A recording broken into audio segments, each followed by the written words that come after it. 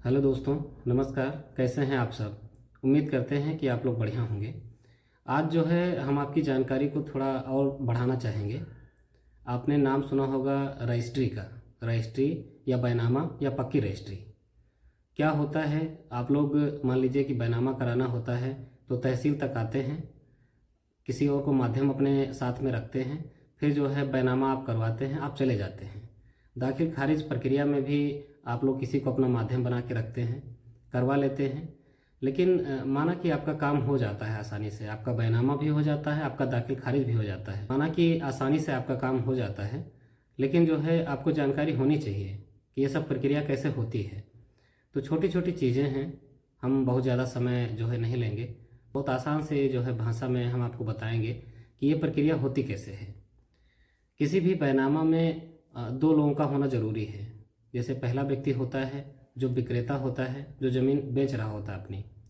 दूसरा जो होता है वो क्रेता होता है, जो ज़मीन खरीद रहा होता है। ज़मीन बेचना और ख़रीदना, ज़मीन अगर आदमी बेचता है तो बेचने का भी कोई ना कोई रीज़न होता है। अगर आदमी खरीदता है तो ज़मीन वगैरह जो खरीदी जाती है वो मान लीजिए जो व्यक्ति खरीदता है उसके पूरे जीवन की पूंजी होता है। ठीक है, या तो उसके पास बहुत ज़्यादा पैसा है तब वो ज़मीन में पैसा लगाता है, या मान लीजिए कि उसके पास पैसा थोड़ा थोड़ा करके इकट्ठा किया गया तब वो ज़मीन ले लेता है। ज़मीन ले लेता है तो अपने आप को सुरक्षित फील करता है और उम्मीद करता है कि इससे हमारा दिन ब दिन जो है फ़ायदा ही होगा। तो थोड़ा सा हम आपकी जानकारी जो है बढ़ा रहे हैं कि ये प्रक्रिया होती कैसे है। किसी भी बैनामा में दो व्यक्तियों का होना बहुत आवश्यक है, एक क्रेता एक विक्रेता। ये दो लोग मिलकर जो है एक विक्रय पत्र तैयार कराते हैं, जिसको सेल डीड भी कहा जाता है। आजकल ये स्टाम्प के रूप में उपलब्ध है। क्रेता और विक्रेता दोनों मिलते हैं, उसके बाद में तहसील जाते हैं, एक रजिस्ट्री ऑफिस होता है, किसी बैनामा सेवक की इसमें मदद ली जाती है। वो जो है स्टाम्प पे सारे जो है मैटर को तैयार करता है कि विक्रेता जो है अपनी ज़मीन बेच रहा है, क्रेता खरीद रहा है। इसके लिए आपका आधार कार्ड, पैन कार्ड भी लग सकता है, फ़ोटो लग सकती है, क्रेता की भी आधार कार्ड, पैन कार्ड लग सकता है, फ़ोटो उसकी लग सकती है, खतौनी की नकल होना बहुत ज़रूरी है। फिर बात आती है कि रजिस्ट्री या बैनामा कैसे किया जाए।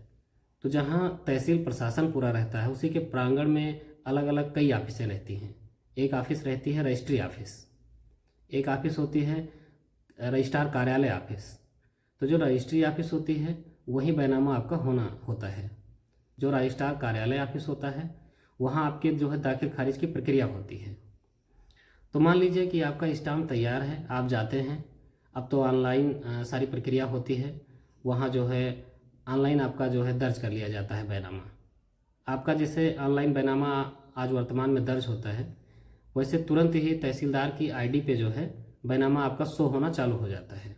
अब मान लीजिए रजिस्ट्री ऑफिस में आपका बैनामा हो गया, बैनामा हो गया, आप स्टाम्प की कापी या तो उसी समय ले लेते हैं या दूसरे तीसरे दिन अपने माध्यम से प्राप्त कर लेते हैं। अब जो दाखिल खारिज की प्रक्रिया है वो रजिस्ट्रार कार्यालय में होने वाली है। आपका जब बैनामा हो जाता है तो ये जो है दाखिल खारिज अगर आपको करना है तो इसके लिए स्टाम्प आपको लगाना होता है, स्टाम्प के साथ खतौनी लगानी होती है। आप अपने बैनामा की एक प्रति जो है खतौनी के साथ साथ जो है तहसीलदार न्यायालय में जो है अपना वाद पंजीकृत कराएंगे। उसके बाद जो है 35 दिन का समय लिया जाता है। 35 दिन के अंदर पक्ष विपक्ष दोनों को नोटिस देनी होती है।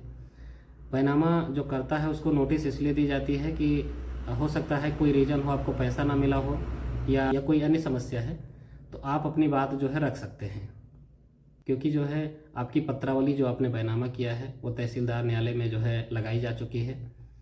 जो क्रेता है वो अपना आप दाखिल खारिज कराना चाहता है, तो इसलिए जो है दोनों पक्षों को नोटिस जो है तहसीलदार न्यायालय से जो है निर्गत की जाएगी। अब मान लीजिए 35 दिन का समय जो है जब क्रॉस करता है तो नोटिस के आधार पर जो क्रेता होता है वो अपना मूल स्टाम्प की कापी लेके तहसीलदार न्यायालय में पहुंचता है और जो है साक्ष्य के साथ पूरी पत्रावली जो है कंप्लीट अपना कर देता है।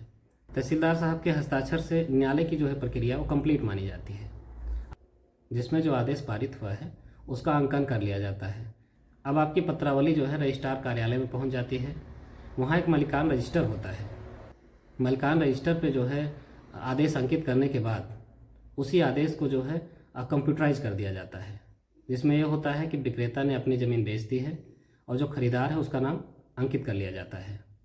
अब ये नाम जो है डिजिटल साइन होने के बाद नेट पे शो होना चालू हो जाता है। उसमें साफ साफ लिखा होता है कि आदेश फलाना तहसीलदार न्यायालय के अनुसार जो है फलाना पुत्र फलाना ने अपना जो है ज़मीन बेच दिया है, फलाना पुत्र फलाना ने आपकी ज़मीन जो है खरीद ली है। अब इस ज़मीन का मालिक खरीदार हो चुका है। मान लीजिए कि ज़मीन जो है राम ने श्याम को बेच दिया है, तो श्याम के नाम से ज़मीन जो है अब शो होना चालू हो जाएगी। इसी को जो है दाखिल खारिज की प्रक्रिया कहते हैं। इस प्रक्रिया के लिए पक्ष और विपक्ष दोनों को नोटिस शुरुआत में दी गई थी। दोनों पक्ष हाजिर हुए। कोई आपत्ति ना होने से इस प्रक्रिया को जो है कंप्लीट मान लिया गया। अब शुरुआती में जैसे आपका बैनामा हुआ, बैनामा होने के उपरांत जो है आप तहसीलदार न्यायालय गए। तहसीलदार न्यायालय में आपने वाद जो है दाखिल किया। 35 दिनों के अंदर आपको नोटिस आई पक्ष विपक्ष दोनों को। मान लीजिए कि जिसने विक्रय किया था उसको कोई आपत्ति नहीं थी। मान लीजिए कि जिसने ज़मीन को विक्रय किया उसको आपत्ति नहीं थी। आप साक्ष्य के साथ जो है सबूत के साथ अपने पेश हुए न्यायालय में। तो 35 दिन के बाद आपकी ये प्रक्रिया कंप्लीट हो गई।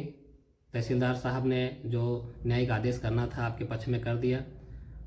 मलिकान रजिस्टर पे भी नाम आपका अंकित हो गया। मलिकान रजिस्टर के बाद जो है आपका नाम कंप्यूटराइज कर दिया गया, विक्रेता का नाम हट गया और ज़मीन आपके नाम से हो गई। यही प्रक्रिया होती है दाखिल खारिज।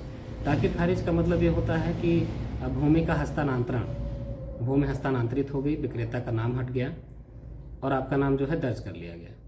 इस दाखिल खारिज प्रक्रिया में 35 दिन का बड़ा महत्व है। 35 दिन के अंदर एक बार जो है फिर से रिपीट किया जाता है कि जो है अगर बैनामा करने वाले को कोई आपत्ति है तो आपत्ति दाखिल कर सकता है। अगर उसने आपत्ति दाखिल नहीं किया है तो आपका बैनामा पूर्ण माना जाएगा, विक्रेता का नाम जो है कट जाएगा और आपका नाम जो है खतौनी में अंकित कर लिया जाएगा। तो आप लोगों को ये जानकारी कैसी लगी? हमने इसको अपने सामान्य शब्दों में बताया है कि हाँ ये प्रक्रिया ऐसे होती है। फिलहाल के लिए आप लोग जब बैनामा कराने जाते हैं तो किसी को अपना माध्यम बनाते हैं, क्योंकि इस लफड़े में कौन पड़े, आपका काम आसानी से हो जाए आप यही चाहते हैं। इसके लिए चाहे थोड़ा सा आपके ऊपर भार क्यों ना पड़ जाए, थोड़ा सा पैसा आपको ज़्यादा खर्चना पड़ता है, लेकिन आप लोग टेंशन नहीं लेते हैं। अच्छी बात है कि आपने टेंशन नहीं लिया, अपना काम आसानी से करा लिया। लेकिन थोड़ी सी जानकारी बढ़ाने के लिए कि हाँ कैसे प्रक्रिया होती है, हमने ये छोटा सा वीडियो बनाया। वीडियो कैसा लगा? वीडियो अगर अच्छा लगा है तो लाइक कीजिए, कमेंट कीजिए। अगर चैनल पर पहली बार हो तो चैनल को सब्सक्राइब कीजिए। मिलते हैं नेक्स्ट वीडियो में, तब तक अपना ख्याल रखिए, स्वस्थ रहिए, मस्त रहिए। नमस्कार, जय हिंद।